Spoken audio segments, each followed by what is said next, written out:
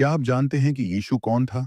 यीशु वही था जिसने इस संसार के पाप को अपने ऊपर ले लिया और अपने आप को सूली पे समर्पित कर दिया। और आज हम जानेंगे यीशु मसीह के 12 चेलों का रहस्य, यीशु के 12 चेलों की गुप्त कहानी जिसने संसार बदल डाला। जानिए अंत तक क्या हुआ। जिसे यीशु ने चुना उसने ही धोखा दिया। पूरी कहानी जो आपकी आत्मा को छू लेगी। 12 चेले, एक मसीह और एक मिशन। जानिए कैसे इनका विश्वास आज भी जिंदा है। 12 साधारण लोग पर दुनिया की सबसे बड़ी क्रांति का हिस्सा बन गए। पूरी कहानी सुनो। जब आत्मा उतरी तो चेले बदल गए। प्रेरणा जो आपकी जिंदगी बदल सकती है। यीशु और उनके 12 चेलों की सबसे सच्ची कहानी जो हर मसीही को जाननी चाहिए। क्या हुआ जब यीशु के चेले अकेले रह गए? जानिए अंतिम समय की पूरी गवाही। ये 12 लोग कभी डरते थे, फिर क्यों पूरी दुनिया को जीत लिया। प्रेरणादायक मसीही कथा, क्रूस, विश्वासघात और आत्मा की आग। यीशु के 12 चेलों की संपूर्ण यात्रा। 12 चेलों की कहानी जिसने मुझे अंदर से तोड़ दिया और फिर विश्वास से जोड़ दिया। तो आइए इस घटना में आगे बढ़ते हैं। एक छोटा सा रिक्वेस्ट है कि वीडियो को लाइक करें, सब्सक्राइब करें और अपने प्रियजनों तक शेयर करें। जब समय पूरा हुआ और परमेश्वर की योजना के अनुसार उद्धार का मार्ग जगत के लिए खोलने का समय आ पहुंचा, तब एक असाधारण कार्य आरंभ हुआ। गलील की धरती, जहां सामान्य लोग अपने छोटे व्यापार, खेती और मछली पकड़ने में लगे रहते थे, वहीं से परमेश्वर ने अपने पुत्र यीशु मसीह द्वारा एक नई क्रांति की शुरुआत की। और इसी योजना के लिए उन्होंने चुने 12 साधारण लोग, जो बाद में प्रेरित कहलाए, जिन्हें उन्होंने संसार को बदलने के लिए भेजा। यीशु मसीह के सार्वजनिक जीवन की शुरुआत यर्दन नदी के किनारे से होती है। बपतिस्मा देने वाले यूहन्ना के द्वारा जब उन्हें बपतिस्मा दिया गया, तब स्वर्ग खुल गया और परमेश्वर की आत्मा कबूतर के रूप में उन पर उतरी। साथ ही एक आवाज आई, यह मेरा प्रिय पुत्र है जिससे मैं प्रसन्न हूं। मत्ती 3:17। इसके तुरंत बाद यीशु जंगल में आत्मा द्वारा ले जाए गए और शैतान की परीक्षा में पड़े। 40 दिन और रात उन्होंने उपवास किया। जब वे विजयी होकर लौटे, तब उन्हें यहूदी क्षेत्रों में प्रचार कार्य आरंभ करना था। अंद्रियास और शमौन पतरस की बुलाहट। यीशु मसीह गलील के समुद्र के किनारे चल रहे थे, तो उन्होंने देखा 2 भाइयों को, शमौन, जिसे बाद में पतरस कहा गया, और उसका भाई अंद्रियास। वे समुद्र में जाल डाल रहे थे क्योंकि वे मछुआरे थे। यीशु ने उनसे कहा, मेरे पीछे हो लो तो मैं तुम्हें मनुष्यों के मछुआरे बनाऊंगा। मत्ती 4:19। वे तुरंत अपने जाल छोड़कर उसके पीछे हो लिए। यह कोई साधारण बुलावा नहीं था। मछुआरों की कठिन जीवन शैली, उनकी रोजी रोटी उस जाल से जुड़ी थी जिसे वे उसी पल छोड़कर गए। यह आह्वान केवल आवाज नहीं थी, वह आत्मा में बुलावा था। थोड़ा आगे बढ़ने पर यीशु ने जब्दी के पुत्र याकूब और उसका भाई यूहन्ना को देखा। वे अपने पिता के साथ नाव पर जाल सुधार रहे थे। यीशु ने उन्हें भी बुलाया। वे भी तुरंत अपने पिता और नाव को छोड़कर उसके पीछे हो लिए। यहाँ हम उन 12 चेलों का नाम और संक्षिप्त विवरण देते हैं जिनको यीशु ने चुना। शमौन पतरस, एक साहसी और अगुआ परंतु जल्दबाज। यीशु ने उसे केफा अर्थात चट्टान कहा। अंद्रियास, पतरस का भाई, एक शांत और विश्वास से भरपूर व्यक्ति। याकूब, जब्दी का पुत्र। यूहन्ना का बड़ा भाई, जो सबसे पहले मसीह के लिए शहीद हुआ। यूहन्ना, प्रेम का प्रेरित, जिसने बाद में प्रकाशित वाक्य की पुस्तक लिखी। फिलिप्पुस, जिसे यीशु ने सीधे बुलाया, जिसने नथनएल को यीशु से मिलवाया। नथनएल, बर्थुलमई, सच्चा इजरायली, कहकर मसीह ने उसकी सच्चाई को सराहा। मत्ती, चुंगी लेने वाला, जिसे लोगों ने तिरस्कृत किया पर यीशु ने अपनाया। तोमा, संदेह करने वाला पर फिर विश्वास में दृढ़ हुआ। याकूब, अल्फई का पुत्र, मसीह का एक और विनम्र सेवक। लिब्बियुस, थद्दी, कम झात परंतु समर्पित चेले। शमौन कनानी, उत्साही, एक झिलोट जो अब मसीह के लिए जलता रहा। यहूदा इस्करियोती, वही जिसने यीशु को धोखा दिया। यीशु ने यह नहीं देखा कि वे शिक्षित हैं या धनी हैं। उसने देखा कि उनके हृदय में विनम्रता है, जो परमेश्वर की ओर फिर सकें। उन्होंने उन 12 को चुना क्योंकि वे सीखने को तैयार थे, आत्मसमर्पण कर सकते थे और उनमें यह सामर्थ्य था कि वे संसार को बदल दें। उनका चयन यह दर्शाता है कि परमेश्वर किसी भी सामान्य व्यक्ति को असाधारण कार्य के लिए चुन सकता है। हर एक चेले को बहुत कुछ छोड़ना पड़ा। परिवार, व्यवसाय, समाज की प्रतिष्ठा, और बदले में क्या मिला? एक अनिश्चित भविष्य, सताव और आत्मिक युद्ध। पर उन्हें वह मिला जो इस संसार से परे है, अनंत जीवन की आशा, मसीह की संगति और आत्मिक सामर्थ्य। यीशु ने अपने चेलों के साथ गांव-गांव, नगर-नगर घूमकर प्रचार किया। उन्होंने बीमारों को चंगा किया, दुष्ट आत्माओं को निकाला, भूखों को भोजन दिया और लोगों के हृदयों को परिवर्तित किया। हर सेवा के दौरान चेले यह सब कुछ देखकर और भाग लेकर बदलते गए। उन्होंने सीखा कि सेवा क्या होती है। पतरस ने देखा कि पानी पर कैसे चला जाता है। मत्ती ने देखा कि पाप क्षमा कैसे होता है। तोमा ने सीखा कि कैसे संदेह विश्वास में बदलता है। इन चेलों के लिए यह नया जीवन केवल एक आंदोलन नहीं था, यह एक आध्यात्मिक जन्म था। वे पुराने व्यक्ति नहीं रहे, वे अब मनुष्यों के मछुआरे थे और यह यात्रा अभी शुरू ही हुई थी। यीशु ने अपने चेलों को बुलाया और उन्होंने उत्तर दिया। यह एक बुलावा था केवल सेवा के लिए नहीं, बल्कि एक ऐसे जीवन के लिए जो क्रूस तक जाएगा और उसके पार भी। हमने देखा कि कैसे यीशु मसीह ने अपने 12 चेलों को बुलाया, कैसे वे अपने काम धंधे, अपने घर परिवार और सब कुछ छोड़कर एक बार उसने कहा, एक बुवाई करने वाला बीज बोने गया। कुछ बीज रास्ते में गिरा, कुछ पत्थर पर, कुछ झाड़ियों में और कुछ अच्छी मिट्टी में। रास्ते वाला बीज चिड़िया खा गई। ये वो लोग हैं जो सुनते हैं लेकिन शैतान फौरन छीन लेता है। पत्थर वाला बीज वो जो सुनते हैं लेकिन गहराई नहीं पाते। झाड़ी में चिंता और धन की लालसा दबा देती है। अच्छी मिट्टी वे जो वचन को पकड़कर फल लाते हैं। चेले सोचते होंगे, हम कौन हैं? यह आत्मा को झकझोर देने वाली शिक्षा थी। मसीह उनके मन की मिट्टी तैयार कर रहा था। यीशु न केवल बोलता था, वो करता भी था।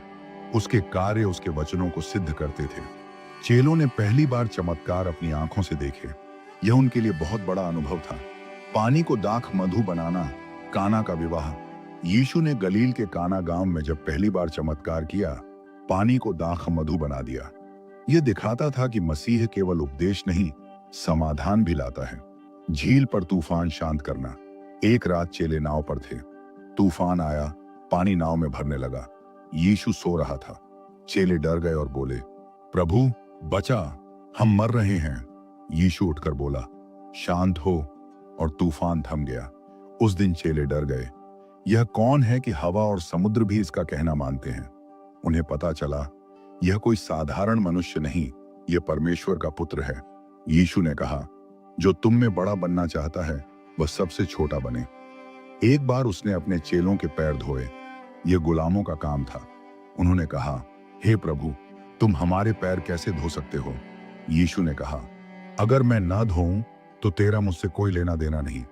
तब पतरस ने कहा, हे प्रभु, फिर सिर और हाथ भी धो। यीशु ने उत्तर दिया, जिसने स्नान किया है उसे केवल पैर धोना जरूरी है। इससे चेले समझे, सेवा का असली मतलब है झुकना, अपने अधिकार छोड़ना, दूसरों को ऊपर रखना। जब चेले प्रचार कार्य में प्रभु के साथ आगे बढ़े तो देखा कि सब लोग खुश नहीं होते। यहूदी अगुवे विरोध करते थे, शास्त्री और फरीसी चालें चलते थे। यीशु ने कहा, धन्य हो तुम जब लोग तुम्हारा अपमान करें, सताएं और तुम्हारे खिलाफ झूठ बोले मेरे नाम से। यह पहली बार था जब चेलों को सिखाया गया कि सेवा में कठिनाई आएगी, लेकिन यदि वे मसीह के पीछे हैं तो हर दुख के पार एक विजय है। एक दिन यीशु ने बहुत कठिन बात कही, जो मेरा मांस खाए और मेरा लहू पिए वही अनंत जीवन पाएगा। बहुत लोग यह सुनकर चले गए। चेलों की ओर देखा और पूछा, क्या तुम भी चले जाओगे? पतरस ने कहा, प्रभु, हम कहां जाएंगे? तेरे ही पास अनंत जीवन के वचन हैं। यूहन्ना 6:67। इस उत्तर में सच्चा चेला दिखाई दिया। वही चेले जो कभी संदेह करते थे अब कहते थे, तेरे सिवा कोई और नहीं। यीशु ने कभी बड़ी बड़ी सभाएं नहीं चलाई जैसे आज होती हैं। उसने एक एक को छुआ, एक एक को चंगा किया। चेले देखते थे, कुष्ठ रोगी को छूकर चंगा करना, अंधे को मिट्टी से आंखें छूकर दिखाना। एक औरत जिसने 12 साल से लहू बहाया केवल कपड़े को छूकर चंगी हुई। हर बार चेलों ने सीखा, सेवा भीड़ से नहीं दिल से होती है। यीशु ने एक दिन अपने चेलों से पूछा, लोग मुझे क्या कहते हैं? उन्होंने कहा, कोई कहता बपतिस्मा देने वाला यूहन्ना, कोई एलिय्याह, कोई यिर्मयाह। फिर यीशु ने पूछा, और तुम मुझे क्या कहते हो? पतरस ने उत्तर दिया, तू जीवते परमेश्वर का पुत्र मसीह है। मत्ती 16:16। यीशु ने कहा, यह बात तुझ पर प्रकट की गई है आत्मा से, और इस चट्टान पर मैं अपनी कलीसिया बनाऊंगा। इस उत्तर से पता चलता है, चेले अब केवल श्रोता नहीं, अब वे आत्मा से जानने लगे। वे अब पहले जैसे नहीं रहे। मछुआरे अब सच्चाई के वचन के प्रचारक बन रहे थे। वे यीशु को केवल गुरु नहीं, अब जीवन का स्रोत मानने लगे थे। यीशु मसीह ने अपने 12 चेलों को बुलाया, सामान्य मछुआरों को असाधारण उद्देश्य के लिए। दूसरे भाग में हमने जाना कि कैसे उन्होंने पहाड़ पर उपदेश देकर, दृष्टांतों द्वारा और चमत्कारों के माध्यम से चेलों को आत्मिक रूप से तैयार किया। अब इस तीसरे भाग में हम देखेंगे, जब यीशु ने उन्हें पहली बार प्रचार के लिए भेजा, उनका पहला सामना लोगों से, बीमारियों से, दुष्ट आत्माओं से और विरोधियों से कैसे हुआ, और उन्होंने कैसे सच्चे विश्वास की यात्रा में कदम रखा। यीशु मसीह केवल सिखाकर नहीं रहना चाहते थे, वो चाहते थे कि चेले खुद जाकर लोगों को सिखाएं। जब उन्हें लगता कि अब ये तैयार हैं, तब उन्होंने उन्हें पहली बार प्रचार के लिए भेजा, और उसने 12 को बुलाकर उन्हें दुष्ट आत्माओं पर अधिकार दिया कि उन्हें निकालें और सब रोगों को चंगा करें। मत्ती 10:1। इस वचन से साफ है, मसीह ने उन्हें केवल बातें नहीं दी, शक्ति दी, अधिकार दिया। अब वे केवल शिष्य नहीं रहे, प्रेरित बन गए। अर्थ, भेजे गए व्यक्ति। यीशु ने प्रचार के लिए भेजते हुए बड़ी सीधी बात कही, अपने साथ सोना, चांदी या तांबा मत ले जाना, 2 कुर्ते मत लेना, जहां जाओ वहां किसी योग्य व्यक्ति के घर ठहरो। अगर कोई घर या नगर तुम्हें ग्रहण न करे, तो वहां से निकलते समय अपने पैरों की धूल झाड़ दो। मसीह की यह शिक्षा साफ बताती है, विश्वास पर चलो, सुविधा पर नहीं। परमेश्वर की व्यवस्था में भरोसा रखो, अपने इंतजामों में नहीं। चेले पहली बार जा रहे थे, न जेब में पैसा, न पहचान, सिर्फ मसीह का नाम। अब चेले 2-2 करके निकले। मत्ती 10 में लिखा है कि यीशु ने उन्हें ऐसे जोड़ा, 1 पतरस और अंद्रियास, 2 याकूब और यूहन्ना 3, फिलिप्पुस और बर्थुलमई, नथनएल 4, थोमा और मत्ती 5, याकूब अल्फई का पुत्र और थद्दी 6, शमौन कनानी और यहूदा इस्करियोती। इस जोड़ में गहराई है। हर जोड़ी में एक मजबूत और एक सीखा जा रहा, एक भावुक और एक सोचने वाला। यहां से वे गांवों में गए, लोगों को परमेश्वर के राज्य की खुशखबरी दी, बीमारों को चंगा किया, दुष्ट आत्माओं को निकाला। लोग हैरान थे, ये कौन है? इस वचन में बहुत गहराई है। सेवा का फल चमत्कार नहीं, परमेश्वर से रिश्ता है। इसी दौरान एक दुखद घटना हुई। यूहन्ना बपतिस्मा देने वाले को मार दिया गया। हेरोद राजा ने उसे जेल में डाला था, क्योंकि उसने राजा के पाप को टोक दिया था। एक दिन एक नर्तकी के कहने पर हेरोद ने उसका सिर कटवा दिया। जब यह समाचार चेलों को मिला, वे रो पड़े।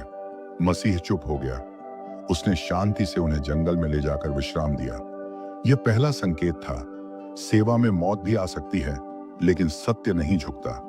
प्रचार करते करते लोग बहुत इकट्ठा हो गए। एक दिन 5000 लोग जमा हो गए, बिना खाना पानी के। चेले बोले, प्रभु इन्हें जाने दो ताकि भोजन ले सकें। यीशु ने कहा, तुम ही इन्हें खाना दो। चेले बोले, हमारे पास तो केवल 5 रोटियां और 2 मछलियां हैं। यीशु ने उन्हें आकाश की ओर देखा, धन्यवाद दिया और लोगों को बैठाने कहा। जब सबको बांटा गया, सब खाकर तृप्त हुए और 12 टोकरी बच गई। इस चमत्कार से चेले समझ गए, जहां मसीह है वहां कमी नहीं, जो थोड़ा है वो आशीष में बदलता है। उस रात यीशु पहाड़ पर प्रार्थना करने चला गया और चेलों को नाव से भेज दिया। झील में फिर से तूफान आया। रात के चौथे पहर करीब 3 बजे उन्होंने देखा कोई जल पर चल रहा है। चेले डर गए। भूत है, यीशु बोला। डरो मत, मैं हूं। पतरस बोला, प्रभु अगर तू है तो मुझे भी बुला कि मैं पानी पर चलूं।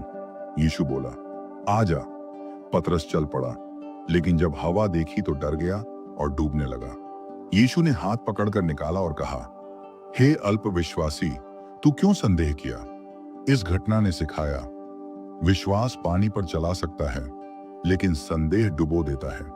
पहले जो डरते थे अब बोलने लगे थे, जो भागते थे अब ठहरने लगे थे, जो कमजोर थे अब मसीह के नाम पर खड़े हो रहे थे। मसीह उन्हें केवल प्रचार करना नहीं सिखा रहा था, उन्हें एक नया जीवन जीना सिखा रहा था।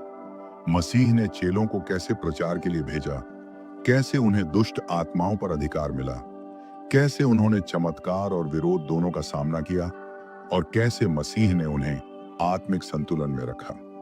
ये वो पल थे जहां चेले एक नया रूप ले रहे थे, साधारण मनुष्यों से परमेश्वर के सेवक बनने की ओर। हमने देखा कि कैसे यीशु ने अपने चेलों को प्रचार के लिए दो दो करके भेजा, उन्हें आत्मिक सामर्थ्य दी, चमत्कार हुए, विरोध मिला, और उन्होंने लोगों के बीच मसीह का नाम फैलाया। लेकिन यह केवल आरंभ था।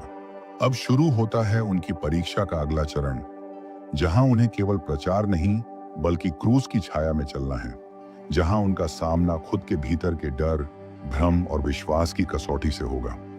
प्रचार, चमत्कार और भीड़ के बाद एक दिन यीशु ने अचानक चेलों से कहा, मनुष्य का पुत्र लोगों के हाथ में पकड़वाया जाएगा, वह मारा जाएगा और तीसरे दिन जी उठेगा। मत्ती 17:22-23। चेले सुनकर हक्का बक्का रह गए।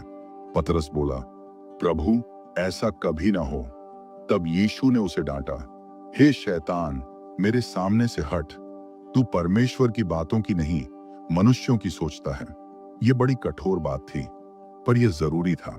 यीशु दिखा रहे थे कि चेलापन केवल चमत्कार का अनुभव नहीं, क्रूस का सामना भी है। 3 चेलों को यीशु एक पहाड़ी पर ले गए, पतरस, याकूब और यूहन्ना। वहां यीशु की आकृति बदल गई, उसका मुख सूर्य के समान चमकने लगा, वस्त्र उज्जवल हो गए। मूसा और एलिय्याह उसके साथ प्रकट हुए। पतरस ने कहा, प्रभु, अच्छा है हम यहाँ रहें। 3 तंबू बनाएं, एक आपके लिए, एक मूसा और एक एलिय्याह के लिए। तभी एक उज्जवल बादल छाया और उसमें से आवाज आई, यह मेरा प्रिय पुत्र है, इससे मैं प्रसन्न हूं, इसकी सुनो। चेले डर से गिर पड़े।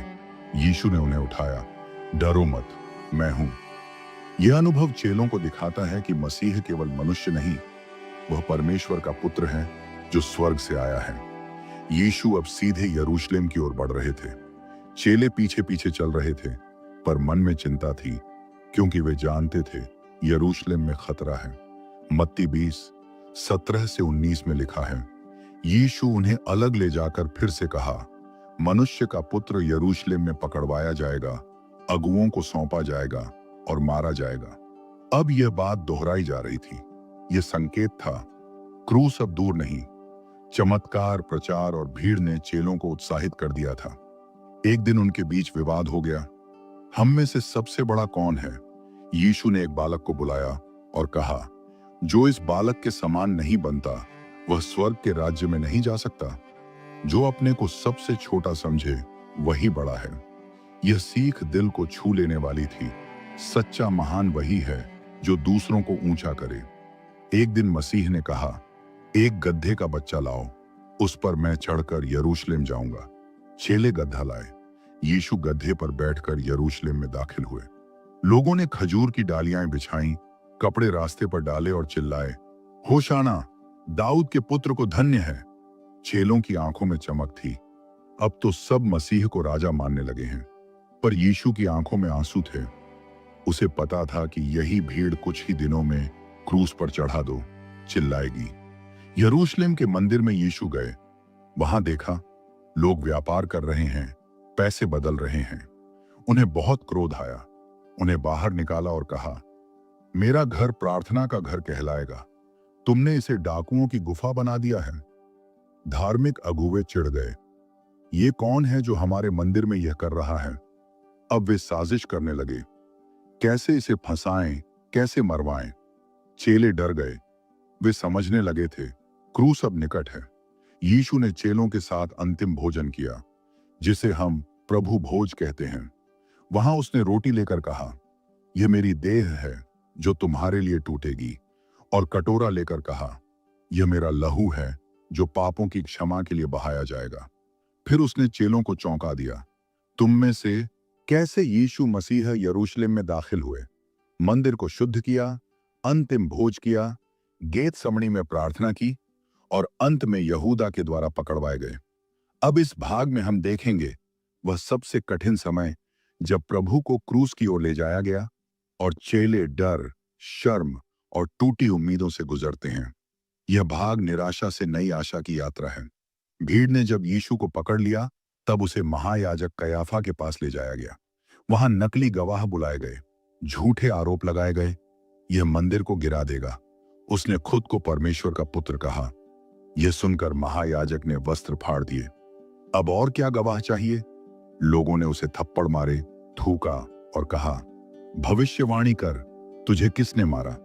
चेले दूर से देख रहे थे, उनके दिल कांप रहे थे। उनका गुरु अपमानित हो रहा था और वे कुछ कर नहीं पा रहे थे। जब यीशु को पकड़ा गया, पतरस थोड़ा दूर से पीछे पीछे चला। एक दासी ने पहचाना, तू भी तो उसके साथ था।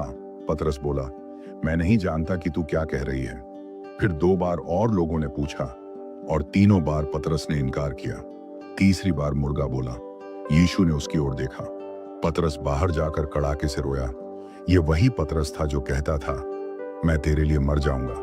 अब वही डर से इनकार कर बैठा। पर यह रोना पछतावे का था और यही पछतावा बाद में विश्वास में बदलता है। दूसरी ओर यहूदा, जिसने यीशु को धोखा दिया था, जब उसने देखा कि मसीह को सजा दी जा रही है तो उसे अफसोस हुआ। उसने चांदी के सिक्के मंदिर में फेंक दिए और जाकर खुद को फांसी लगा ली। पछतावा केवल दुख नहीं, दिशा है। पतरस ने रोकर लौटने का रास्ता लिया, लेकिन यहूदा ने उम्मीद छोड़ दी। अब यीशु को रोमी राज्यपाल पिलातुस के सामने पेश किया गया। पिलातुस ने पूछा, क्या तू यहूदियों का राजा है? यीशु ने उत्तर दिया, तू खुद कह रहा है। पिलातुस को यीशु में कोई दोष नहीं दिखा। उसने भीड़ से कहा, मैं इस आदमी में कोई गलती नहीं पाता। पर भीड़ चिल्लाई, इसे क्रूस दो, बरअब्बा को छोड़ दो। बरअब्बा एक डाकू था, पर लोगों ने उसे छोड़ने को कहा। अंत में पिलातुस ने हाथ धोकर कहा, मैं इस निर्दोष मनुष्य के लहू से निर्दोष हूं। लेकिन यही हाथ धोना उसे दोष मुक्त नहीं कर सका। सच से दूरी रखना भी एक अपराध है। सैनिकों ने यीशु को पकड़कर कोड़े मारे। उसे बैंगनी वस्त्र पहनाया, जैसे राजा को पहनाते हैं। सिर पर कांटों का मुकुट रखा और उसकी हंसी उड़ाई। हे यहूदियों के राजा, प्रणाम। चेले अब कहीं नजर नहीं आ रहे थे। वे डर से छिप गए थे। मसीह अकेले उस रास्ते पर चल रहा था जहां से उद्धार आने वाला था। अब यीशु को क्रूस लेकर चलना पड़ा। वह कमजोर हो चुका था, शरीर थक चुका था। एक साइरन व्यक्ति शमौन को मजबूर किया गया कि वह क्रूस उठाए। गोलगुथा, खोपड़ी का स्थान, वहीं ले जाया गया जहां उसे क्रूस पर चढ़ाया गया। मसीह को क्रूस पर लिटाया गया। हाथों और पैरों में कीलें ठोंकी गईं। 2 चोरों के बीच में रखा गया। ऊपर एक पट्टी लगाई गई, यह यहूदियों का राजा है। भीड़ हंस रही थी। तू दूसरों को बचाता था, खुद को क्यों नहीं बचाता? पर यीशु ने कहा, हे पिता, इन्हें क्षमा कर, क्योंकि ये नहीं जानते ये क्या कर रहे हैं। यह वचन क्रोध में नहीं, करुणा में डूबा था। वहां केवल एक ही चेला था, यूहन्ना। बाकी सब छिपे हुए थे। यीशु ने अपनी मां मरियम और यूहन्ना की ओर देखा। हे माता, देख तेरा पुत्र, और हे पुत्र, देख तेरी माता। यह मसीह की अंतिम चिंता थी, सेवा और प्रेम। दोपहर से अंधकार छा गया। 3 घंटे तक अंधेरा रहा। फिर यीशु ने ऊंचे स्वर में कहा, हे पिता, मैं अपनी आत्मा तेरे हाथों सौंपता हूं। और उसने प्राण त्यागे। उसी समय मंदिर का घूंघट ऊपर से नीचे तक फट गया। धरती कांपी, चट्टानें फट गईं, कब्रें खुल गईं। रोमी सैनिक चिल्लाया, निश्चय यह मनुष्य परमेश्वर का पुत्र था। कैसे यीशु मसीह ने अपमान, कोड़े, क्रूस और मृत्यु को सहा। कैसे चेलों का विश्वास डगमगाया। लेकिन साथ ही यह भी देखा कि क्रूस के मार्ग से ही जीवन का द्वार खुला। अब चेले टूटी स्थिति में हैं, लेकिन जल्द ही पुनरुत्थान की सुबह आने वाली है। यीशु मसीह को क्रूस पर चढ़ाया गया, उसका लहू बहाया गया और अंत में उसने अपने प्राण त्यागे। चेले बिखर चुके थे, डर में छिपे हुए थे। उम्मीदें टूट गई थीं, भरोसा हिल गया था। लेकिन कहानी यहां खत्म नहीं होती। यहां से शुरू होती है आशा की नई सुबह, मृत्यु पर विजय और चेलों का नया जन्म। तीसरे दिन की सुबह मरियम मगदलीनी और अन्य स्त्रियां कब्र पर सुगंधित वस्तुएं लेकर गईं। पर वहां देखा, पत्थर लुढ़का हुआ है, कब्र खाली है। स्वर्गदूत प्रकट हुए और बोले, तुम जीवते को मरे हुओं में क्यों ढूंढती हो? वह यहां नहीं है, वह जी उठा है। लूका 24:5-6। वे दौड़कर चेलों को बताने गईं। पतरस और यूहन्ना कब्र की ओर दौड़े। यूहन्ना पहले पहुंचा लेकिन अंदर नहीं गया। पतरस अंदर गया, देखा केवल कफन पड़ा है और सिर पर की पट्टी अलग से रखी है। वे हैरान थे। अब तक उन्होंने यह नहीं समझा था कि मसीह को मरे हुओं में से जी उठना है। मरियम मगदलीनी कब्र के पास रो रही थी। तभी पीछे से कोई आया। उसने सोचा माली है। बोली, अगर तूने उसे ले गया है तो बता कहां रखा है। उसने कहा, मरियम। वह समझ गई। रब्बूनी अर्थ मेरे गुरु।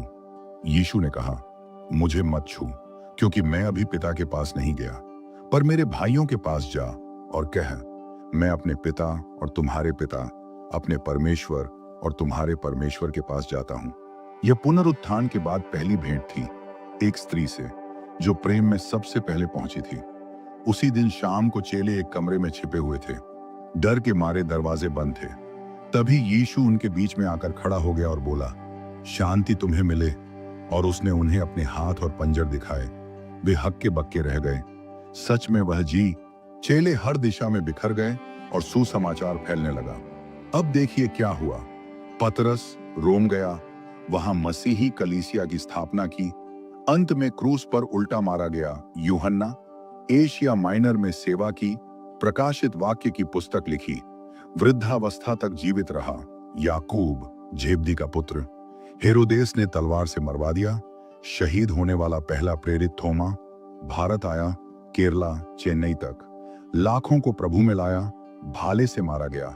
फिलिप्पुस फ्राइगिया तुर्की क्षेत्र में प्रचार किया। सूली पर चढ़ाया गया मत्ती। इथियोपिया और मिस्र में प्रचार, शहीद किया गया। बर्थुलमई नथनैल आर्मेनिया और फारस गया, जीवित चमड़ी उधेड़ी गई। याकूब अल्फई का पुत्र मिस्र में प्रचार, पत्थर मारकर मारा गया। शमौन फारस में प्रचार, आरी से चीर दिया गया। थद्दी यहूदा याकूब का भाई, फारस और अरब देशों में सेवा। तीरों से मारा गया यहूदा इस्करियोती। विश्वासघात के बाद आत्महत्या मत्तियां, जो यहूदा के स्थान पर चुना गया। एशिया में प्रचार, पत्थर मारे गए, फिर सिर काटा गया। ये वे लोग थे जिन्होंने कभी मछली पकड़ी थी, टैक्स लिया था या साधारण जीवन जीते थे। पर एक दिन एक व्यक्ति उनके पास आया, मेरे पीछे हो लो, और फिर उनके जीवन का रुख बदल गया। वे चमत्कार देखने से चमत्कार जीने लगे। वे डर से धीरज बन गए। वे दुनिया से छिपने वाले से दुनिया को बदलने वाले बन गए। कोई भी साधारण व्यक्ति अगर वह यीशु के साथ चले तो वह असाधारण बन जाता है। आत्मा जब उतरता है तो डर भाग जाता है। जो अपने जीवन को प्रभु को समर्पित करता है वह इतिहास बदल देता है। यह केवल 12 लोगों की कहानी नहीं थी, यह हमारी कहानी है, क्योंकि आज भी वही आत्मा हमारे बीच काम करता है। आज भी यीशु कहता है, मेरे पीछे हो लो। यीशु मसीह के 12 चेलों की कहानी कोई साधारण ऐतिहासिक वृत्तांत नहीं है। यह एक जीवित गवाही है कि जब एक व्यक्ति यीशु के पीछे चलता है तो वह केवल अपना जीवन नहीं बल्कि पूरी पीढ़ियों का जीवन बदल देता है।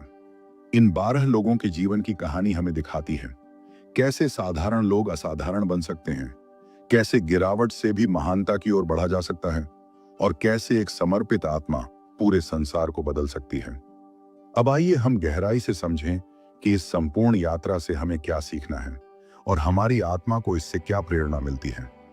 यीशु ने राजमहलों से चेलों को नहीं चुना, बल्कि मछुआरों, कर वसूलने वालों और विद्रोही स्वभाव के लोगों को बुलाया। सीख, परमेश्वर प्रतिभा नहीं, उपलब्धता देखता है। वह उन लोगों को चुनता है जो कहते हैं, हे प्रभु, मैं तैयार हूं। प्रेरणा, अगर आप खुद को छोटा समझते हैं तो यह मत भूलिए, यीशु ने भी 12 सामान्य जनों से संसार को बदल दिया। चेलों ने जब प्रचार करना शुरू किया तो चमत्कार हुए, लेकिन साथ ही विरोध भी। सीख, परमेश्वर की बुलाहट में आशीर्वाद भी है और परीक्षा भी, पर जहां यीशु साथ होता है वहां रास्ता जरूर बनता है। प्रेरणा, जब आप सेवा में या किसी सत्य काम में लगे हों और विरोध मिले तो समझिए आप ठीक रास्ते पर हैं। चेले यीशु के साथ ऊंचाई पर गए, चमत्कार देखे, लेकिन बाद में समझ में आया क्रूस की छाया भी आने वाली है। सीख, आत्मिक जीवन केवल उत्सव नहीं, त्याग और समर्पण की भी मांग करता है। प्रेरणा, अगर जीवन में कभी रात लंबी लगे तो याद रखिए, सुबह प्रभु के साथ जरूर होती है। पतरस मुकर गया, यहूदा ने धोखा दिया, बाकी चेले डर से छिप गए। सीख, हम गिर सकते हैं, लेकिन प्रभु हमें उठाने के लिए तैयार रहता है। वह दोष नहीं, दया से देखता है। प्रेरणा, अगर आपने कभी प्रभु को छोड़ दिया हो तो लौट आइए, वह इंतजार कर रहा है। यीशु को कोड़े पड़े, कांटों का मुकुट पहना गया, क्रूस पर चढ़ाया गया। सीख, हमारा उद्धार मुफ्त है, लेकिन यीशु ने इसके लिए कीमत चुकाई। उसने हमारे लिए मृत्यु का मार्ग अपनाया ताकि हमें जीवन मिले। प्रेरणा, जब जीवन भारी लगे तो क्रूस की ओर देखिए, वहां से प्यार बहता है, आशा मिलती है। यीशु तीसरे दिन जी उठा, चेलों से व्यक्तिगत रूप से मिला। पतरस से कहा, क्या तू मुझसे प्रेम करता है? सीख, प्रभु का प्यार हार मानने वाला नहीं होता, वह हमारी टूटन को छूकर हमें बहाल करता है। प्रेरणा, अगर आप टूटा हुआ महसूस करते हैं तो यीशु से मिलिए, वह पुनः जीवन देने वाला राजा है। पिन्तेकुस्त के दिन आत्मा उतरा, वही चेले जो डरते थे अब साहसी बन गए। दुनिया को बदलने का मिशन शुरू हुआ। सीख, आत्मा का सामर्थ्य केवल बोलने के लिए नहीं, जीने के लिए है। यह डर को निकालता है और विश्वास की आग भरता है। प्रेरणा, आप भी पवित्र आत्मा के लिए तैयार हो जाइए, क्योंकि जब आत्मा उतरता है तो इतिहास लिखा जाता है। इन चेलों ने जीवन भर सेवा की, प्रचार किया, सताए गए, मारे गए, लेकिन पीछे नहीं हटे। हमें मसीह के लिए मरना मंजूर है, पर झूठ का साथ नहीं देंगे। सीख, जो सच के लिए खड़ा होता है उसकी यादें मिटती नहीं, वो परमेश्वर के राज्य का स्तंभ बन जाता है। प्रेरणा, आपका जीवन चाहे जितना भी छोटा या सीमित लगे, लेकिन अगर वह प्रभु को समर्पित हो जाए तो वह अनंत प्रभाव छोड़ सकता है। परमेश्वर को कोई जरूरत नहीं पड़ती महलों की, उसे चाहिए समर्पित दिल। उसे कोई बड़ी डिग्री नहीं चाहिए, बस कोई कहे, प्रभु मुझे उपयोग कर। यीशु आज भी, चेले हर दिशा में बिखर गए और सुसमाचार फैलने लगा। अब देखिए क्या हुआ। पतरस रोम गया, वहां मसीही कलीसिया की स्थापना की। अंत में क्रूस पर उल्टा मारा गया यूहन्ना एशिया माइनर में सेवा की, प्रकाशित वाक्य की पुस्तक लिखी, वृद्धावस्था तक जीवित रहा। याकूब जेबदी का पुत्र, हेरोदेस ने तलवार से मरवा दिया। शहीद होने वाला पहला प्रेरित थोमा भारत आया, केरला चेन्नई तक लाखों को प्रभु में लाया। भाले से मारा गया। फिलिप्पुस फ्राइगिया तुर्की क्षेत्र में प्रचार किया। सूली पर चढ़ाया गया मत्ती, इथियोपिया और मिस्र में प्रचार, शहीद किया गया। बर्थुलमई नथनैल आर्मेनिया और फारस गया, जीवित चमड़ी उधेड़ी गई। याकूब अल्फई का पुत्र, मिस्र में प्रचार, पत्थर मारकर मारा गया। शमौन फारस में प्रचार, आरी से चीर दिया गया। थद्दी यहूदा याकूब का भाई, फारस और अरब देशों में सेवा, तीरों से मारा गया। यहूदा इस्करियोती, विश्वासघात के बाद आत्महत्या मत्तियां, जो यहूदा के स्थान पर चुना गया। एशिया में प्रचार, पत्थर मारे गए, फिर सिर काटा गया। ये वे लोग थे जिन्होंने कभी मछली पकड़ी थी, टैक्स लिया था या साधारण जीवन जीते थे। पर एक दिन एक व्यक्ति उनके पास आया, मेरे पीछे हो लो, और फिर उनके जीवन का रुख बदल गया। वे चमत्कार देखने से चमत्कार जीने लगे। वे डर से धीरज बन गए। वे दुनिया से छिपने वाले से दुनिया को बदलने वाले बन गए। कोई भी साधारण व्यक्ति अगर वह यीशु के साथ चले तो वह असाधारण बन जाता है। आत्मा जब उतरता है तो डर भाग जाता है। जो अपने जीवन को प्रभु को समर्पित करता है वह इतिहास बदल देता है। यह केवल 12 लोगों की कहानी नहीं थी, यह हमारी कहानी है, क्योंकि आज भी वही आत्मा हमारे बीच काम करता है। आज भी यीशु कहता है, मेरे पीछे हो लो। यीशु मसीह के 12 चेलों की कहानी कोई साधारण ऐतिहासिक वृत्तांत नहीं है। यह एक जीवित गवाही है कि जब एक व्यक्ति यीशु के पीछे चलता है तो वह केवल अपना जीवन नहीं बल्कि पूरी पीढ़ियों का जीवन बदल देता है।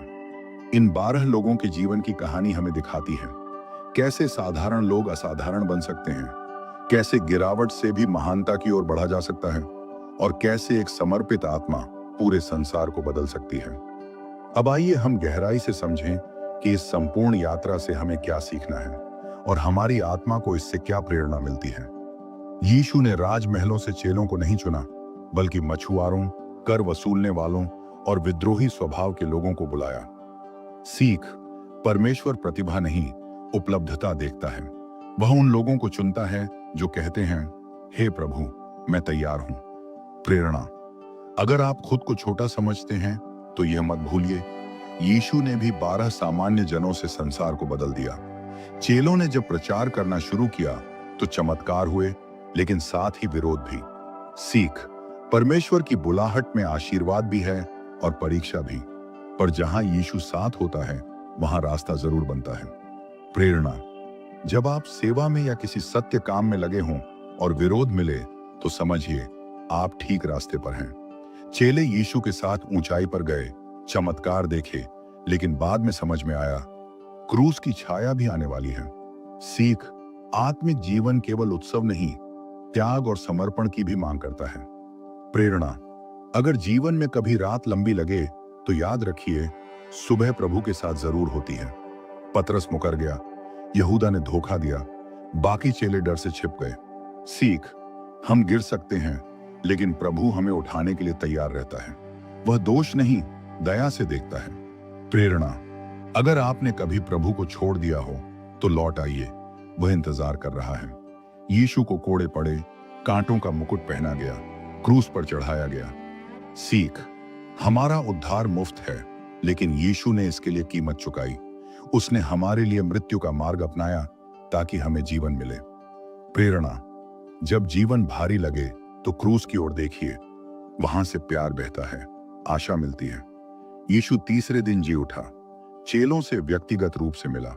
पतरस से कहा, क्या तू मुझसे प्रेम करता है? सीख, प्रभु का प्यार हार मानने वाला नहीं होता, वह हमारी टूटन को छूकर हमें बहाल करता है। प्रेरणा, अगर आप टूटा हुआ महसूस करते हैं तो यीशु से मिलिए, वह पुनः जीवन देने वाला राजा है। पिन्तेकुस्त के दिन आत्मा उतरा, वही चेले जो डरते थे अब साहसी बन गए। दुनिया को बदलने का मिशन शुरू हुआ। सीख, आत्मा का सामर्थ्य केवल बोलने के लिए नहीं, जीने के लिए है। यह डर को निकालता है और विश्वास की आग भरता है। प्रेरणा, आप भी पवित्र आत्मा के लिए तैयार हो जाइए, क्योंकि जब आत्मा उतरता है तो इतिहास लिखा जाता है। इन चेलों ने जीवन भर सेवा की, प्रचार किया, सताए गए, मारे गए, लेकिन पीछे नहीं हटे। हमें मसीह के लिए मरना मंजूर है, पर झूठ का साथ नहीं देंगे। सीख, जो सच के लिए खड़ा होता है उसकी यादें मिटती नहीं, वो परमेश्वर के राज्य का स्तंभ बन जाता है। प्रेरणा, आपका जीवन चाहे जितना भी छोटा या सीमित लगे, लेकिन अगर वह प्रभु को समर्पित हो जाए तो वह अनंत प्रभाव छोड़ सकता है। परमेश्वर को कोई जरूरत नहीं पड़ती महलों की, उसे चाहिए समर्पित दिल। उसे कोई बड़ी डिग्री नहीं चाहिए, बस कोई कहे, प्रभु मुझे उपयोग कर। यीशु आज भी कहते हैं, मेरे पीछे हो लो और मैं तुझे मनुष्यों के लिए मछुआरा बनाऊंगा। मत्ती 4:19। आपका जीवन भी दूसरों को यीशु तक लाए। आप भी आत्मा से भरें और संसार को प्रभु में जोड़ें। आप अपने परिवार, गांव और देश में एक उजाले की तरह चमकें। तो रुकिए मत, समर्पण कीजिए और उठ जाइए, क्योंकि यीशु अब भी चेलों को बुला रहा है। ये तो अब आप में शुरू होती है। क्या आप यीशु मसीह के आज के युग के चेले बनना चाहेंगे? उत्तर केवल मन में नहीं, जीवन से दीजिए।